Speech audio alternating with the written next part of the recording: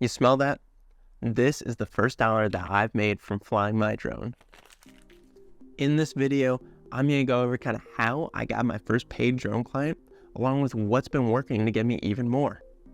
I've been Part 107 certified for the past 4 months. In this time, I've been able to do 10 different drone shoots. I thought it was important to do some free drone shoots early on. This helped me build my portfolio and gain credibility. Even though my first 8 drone shoots were free, I treated them as professional gigs. And this ended up paying off down the line. 2 of the clients that I did free work for ended up paying me to come back and do even larger packages. To get clients, my first idea was to cold DM through Instagram. Instagram is the platform that I've been able to build up the most, so this is where I first started. Offering free services was pretty easy. I was able to get my first couple of clients pretty quickly. In this time, I was also able to meet one of the most important people on my business journey, Christy.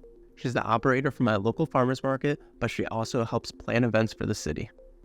Christy was actually the first person that I met with along this business journey. She allowed me to take some photos of my local farmers market.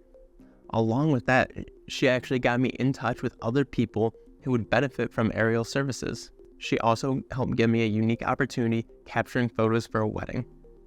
What a great learning experience. Christy has also helped me get in touch with other city planners too, which has been a great help. Christy is just a legend. I've also been able to shoot some large-scale events for the city of Detroit. This has been a really cool opportunity, as these are the best kinds of events to capture from above. You really get to see the sheer number of people that are involved in an event like this. Overall, these have been cool and great experiences. It hasn't all been perfect though. One of my first events was actually really awkward. I kind of had some poor communication skills. I didn't tell them my plan of attack beforehand. When I arrived, I didn't really seek out the client, and I just kind of took my drone up and started flying. Overall, they were a little confused, and I don't think they liked me very much, but that's okay. Even this was a great learning experience because I was able to learn what not to do. That being said, I've been able to learn a lot from each drone shoot. I was at a point where I felt confident charging for my services. I still had a couple of free shoots for Christy, but other than that, I was going to start getting paid. When I first started charging for my work, I based my pricing on the minimum time, energy, and expertise that I thought went into it. Honestly, I was undercutting my prices because I just wanted to get my first few clients. To my surprise, the first person I presented my 3 packages with, they instantly went for the top package. It almost made me rethink what my pricing structure was. Nonetheless, though, it was a great opportunity and a fantastic event for me to first get paid for. It ended up being a really cool holiday parade. This shoot wasn't for another couple weeks though, so I was still kind of looking for my first client.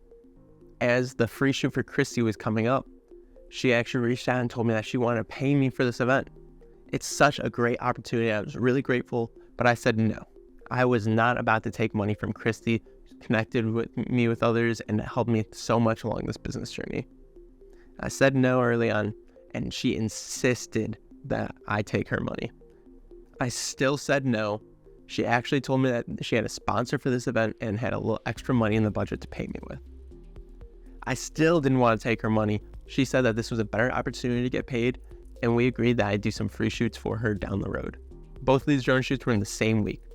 This was awesome because I was getting all this money at once, but also it meant that it was grind time for me.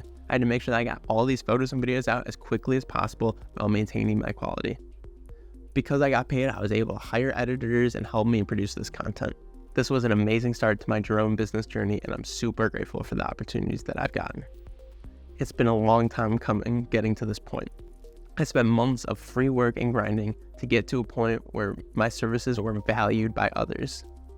Now, as the founder and CEO of this business, it's my duty to reinvest these profits into other types of equipment and other ways to make my business even better and more profitable.